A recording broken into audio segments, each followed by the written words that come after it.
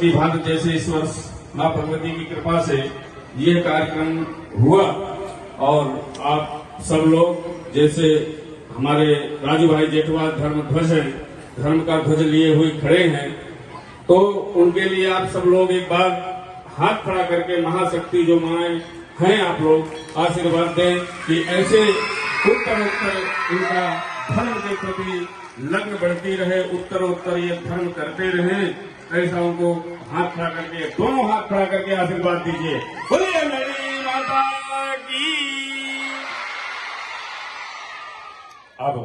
ज्यादा समय नहीं लगे, हम वैदिक मंत्रों से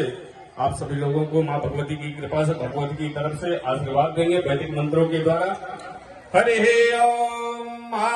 स्वस्ते न इंद्रो वृद्धस्रवा स्वस्ते न भोगा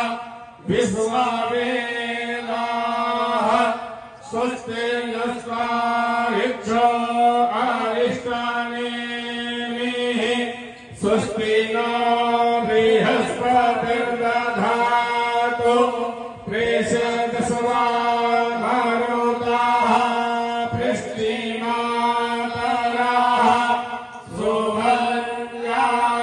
सुभद्रावानो विरते सुगत्मयाः अग्निजिह्वा मानवाः सूरचक्षसो विश्वेनो देवा अवसागवन्निह भद्रं कर्णेभिः